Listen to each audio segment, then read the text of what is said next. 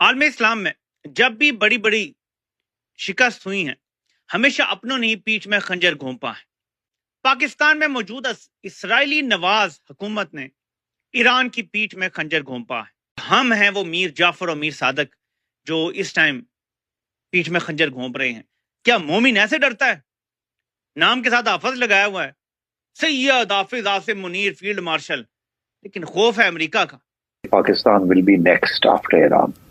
मगर अब ये जो इजराइल और इंडिया का जो नेक्सस बन चुका है। भारत के विदेश मंत्री डॉक्टर एस जयशंकर एक और जानकारी देते हैं कि उनकी फोन पर ईरानी समकक्ष से बातचीत हुई है, जहां पर इजराइल और ईरान का के बीच में ये चक्कर चल रहा है और Pakistan is basically trying to play a double game. So जय नमस्कार दोस्तों।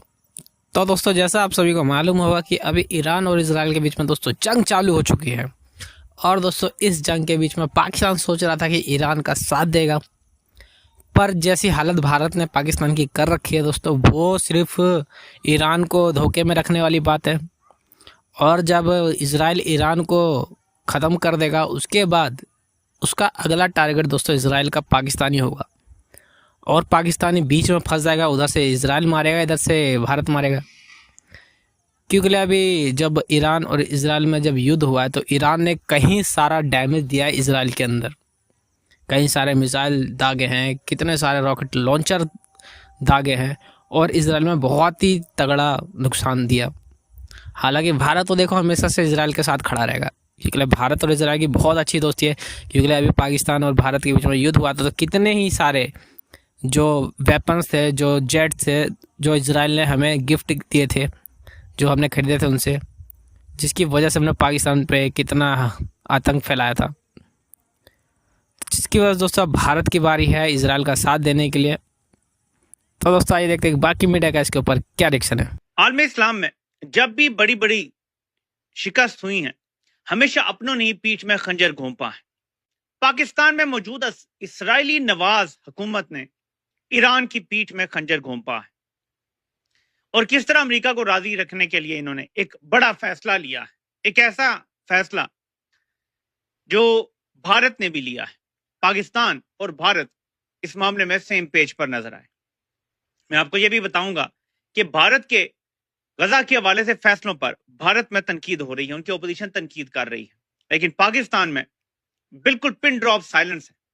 कोई तसव्वुर नहीं कर सकता कि इसराइल के खिलाफ बात कर सके। ये वो झूठी कहानियां हैं जो हमें 78 साल से सुनाई जा रही हैं। चीन और रूस ईरान के साथ खड़े हो गए। पाकिस्तान ने अमेरिका की लाइन लेकर भारत के साथ सेम पेज पे होते हुए एब्सटेन किया है इस मामले से। यही वो चीजें हैं और ये हमले से एक दिन पहले ये रेजोल्यूशन आता है और ये पास होता है कि जी ईरान एटमी मामलात के हवाले से वो पूरा नहीं कर रहा जो लवाजमात जरूरी है। ये मेरे पाकिस्तानियों साजिश थी। इसमें इन लोगों ने ये सोचा कि हम अमेरिका और इसराइल को नाराज ना कर दें तो ये न्यूट्रल होकर खड़े हो गए। अगर इसके हक में वोट दे देते तो पाकिस्तान में और ज्यादा जलील होते। तो ये ऐसी चित्तर चलाकियां करते हैं। असल में इन्होंने पीठ में खंजर घोंपा है। ईरान के साथ भी हमारा यही हाल होना। तो हम हैं वो मीर जाफर और मीर सादक जो इस टाइम पीठ में खंजर घोंप रहे हैं। हमें अपना किबला दुरुस्त करना पड़ेगा। हमें रूस और चीन के इतना खौफजदा नहीं होना चाहिए था कि हमने अगर वोट दे दिया तो अमेरिका इल्जाम लगा देगा तुम रूस और चीन के साथ खड़े हो, अच्छा अब देखो हम तुम्हारे साथ क्या करते। इतना खौफजदा। क्या मोमिन ऐसे डरता है? नाम के साथ हाफिज लगाया हुआ है, सैयद हाफिज आसिम मुनीर फील्ड मार्शल, लेकिन खौफ है अमेरिका का। सिर्फ अल्लाह से डरना चाहिए। एक मोमिन सिर्फ अल्लाह से डरता है और इतना खौफ, शर्म आ रही है मुझे ये सारी सूरत हाल देख के। इस वक्त ईरान अकेला है। ना सऊदी अरब उसके साथ खड़ा होगा, ना यूएई साथ खड़ा होगा, ना कतर साथ खड़ा होगा, ना बहरीन साथ खड़ा होगा, ना पाकिस्तान साथ खड़ा होगा। खाली बातों में जो मर्जी खड़ा हो जाए। देखिए ना, ख्वाजा आसिफ ने बयान दिया है कि पाकिस्तान ईरान का साथ देगा, यूनाइटेड नेशन हो, जहां भी हो, ओआईसी हो, हम साथ देंगे आपका। लेकिन जब साथ देने की बारी आई तो पाकिस्तान तो भारत के साथ सेम पेज पे खड़ा हो गया और न्यूट्रल हो गया ईरान के मामले में। अब साथ देते ना, तब नहीं दिया। अब खाली बढ़ हैं बातें। Pakistan will be next after Iran जी। मगर मेरा मतलब क्या था, आज थोड़ी सी वजाहत कर देते हैं। नेतन्याहू ने ये बयान दिया था जो आपने भी सुनाया और आज लोग सुना रहे हैं कि ईरान से खतरा है और पाकिस्तान से खतरा है। ईरान से ये खतरा है कि वहाँ एक इस्लामिक रजीम है, रेडिकल किस्म की इनकलाबी, जो कि शायद नुकसान दे सकती है हम लोगों को।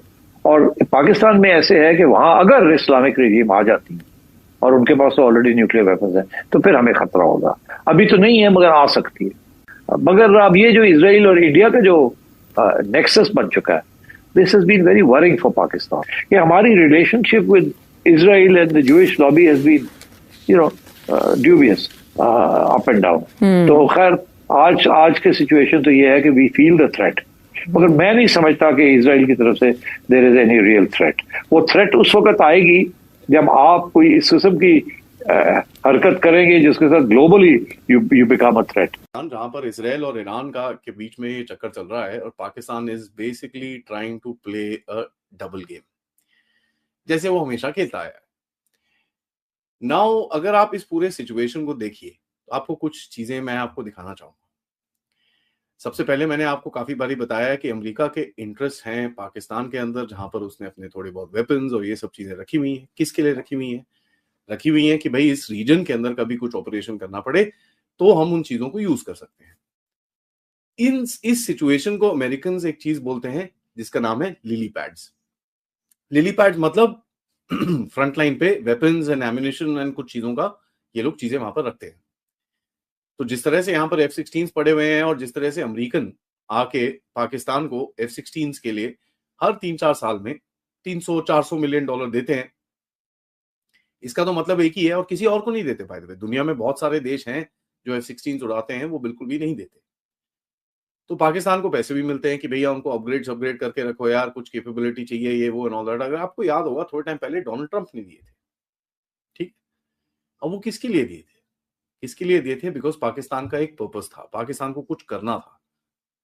क्या करना था कि जब इस रीजन के अंदर ईरान, चाइना या किसी के और के ऊपर ऑपरेशंस हो तो टैक्टिकल इंफॉर्मेशन पाकिस्तान दे सके, स्पेशली ईरान के बारे में। लेकिन इससे ज्यादा आपको गैरत की बात बताता हूं, ये भारत में कांग्रेस का ऑफिशियल अकाउंट है। यार कांग्रेस जितनी गैरत ही खा लेता पाकिस्तान। अब कांग्रेस क्या कह रहा है जरा देखिए इनका official account. It is extremely shameful that India abstained from voting on the Gaza ceasefire at the UN General Assembly on the 12th of June 2025. India has always stood for peace, justice, and human dignity. More than 60,000 lives have been lost in Palestine, most of them women and children. Thousands are starving and dying, and the international aid has stopped. This is a humanitarian tragedy. Congress तनकीद कर रही है भारत पे, हुकूमत पे, कि तुमने Gaza के सीज फायर के हक में वोट क्यों नहीं दिया, एब्सटेन क्यों किया है। 60,000 गाजा में फलस्तीनी मारे गए हैं, वहां पे भूख है, नंग है, वहां पे एड भी रुक गई है। ये भारत की ऑपोजिशन जमात बात कर रही है, कोई डाला नहीं आया कि तुम इसराइल के यार हो या तुम फलस्तीन के यार हो, नहीं आया। लेकिन पाकिस्तान में जब हमारे गद्दार जर्नैल भारत के साथ खड़े हो जाते हैं और जब ईरान के खिलाफ एक साजिश के तहत IAEA एक रेजोल्यूशन लाती है, ये भी एब्सटेन कर जाते हैं। अब बताएं पाकिस्तान में इंडिया में क्या फर्क है इस मामले में? बातें हजार कर लेते हैं लेकिन जब अमल आता है तो ये हमारे सामने है कि क्या अमल है इनका। कहते हैं ना बातें करोड़ों की, दुकान पकौड़ों की, ये हाल है मेरे पाकिस्तानी। मैं आपको क्या बताऊं कि जी ईरान ने ये भी तबाह कर दिया, वो तबाह कर दिया, हम खुद तबाह हुए पड़े हैं। तो अगर आप इस पूरे सिचुएशन में देखो, पाकिस्तान का एक यूज था ईरान के ऑपरेशंस के अंदर, और ये हमको दिखता है क्योंकि पाकिस्तान कुछ स्ट्रेटेजिक इंफॉर्मेशन ईरान के बारे में कलेक्ट करके इजराइल को दे रहा है।